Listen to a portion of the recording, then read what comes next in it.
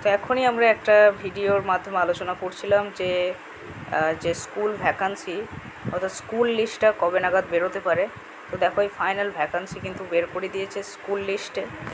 তো 1100 সামথিং পেজের রয়েছে, তোমরা দেখে নিতে পারো ক্যাটাগরি ওয়াইজ যে কোথায় কোথায় স্কুল ফাঁকা রয়েছে। যেমনটা আগে ছিল ঠিক সেই রকমই আছে।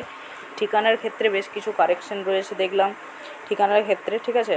আগেকার পদ্ধতি কিন্তু অতটা সেটা মেনটেন করা হয়নি। আমি তোমাদের ভ্যাকান্সি লিস্টটা ডাউনলোড করে ডাইরেক্ট দেখিয়ে দিচ্ছি একবার। তো এই দেখো ভ্যাকান্সি লিস্টটা, যেটা আজকে একটু আগেই পাবলিশ করেছে। অ্যান্ড তোমরা এখানে কিন্তু দেখে নিতে পারো সার্চ বাটনে সার্চ করে যে কোনো সাবজেক্ট, তোমাদের যে সাবজেক্ট প্রয়োজন হবে সেই সাবজেক্টের ক্ষেত্রেই, ঠিক আছে।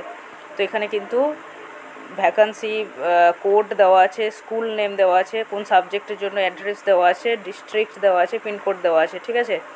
অ্যান্ড তোমরা আগেরটাও দেখতে পারো যে আগের যেটা স্কুলগুলো একই রয়েছে যত সম্ভব, আমার অ্যাপারেন্টলি দেখে তাই মনে হলো।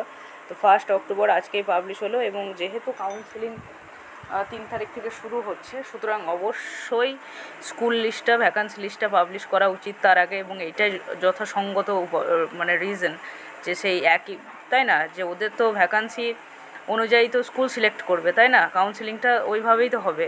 তো সেইভাবেই কিন্তু এটা দেখো, এটার মজাটা দেখো, পাবলিকেশন ডেটটা লিখেছে দেখো যে 1/11/2023, ঠিক আছে। মানে যেমনটা ছিল আগের বছর ঠিক সেই রকমই, আগের বছর ওই নভেম্বর ডিসেম্বরেই কাউন্সিলিংটা হয়েছিল, ঠিক আছে। তো সেইভাবে কিন্তু একই রকম রেখেছে যতটা সম্ভব। তোমরা কমেন্টে জানাও কোনো চেঞ্জ দেখতে পারলে বা না বুঝতে পারলে।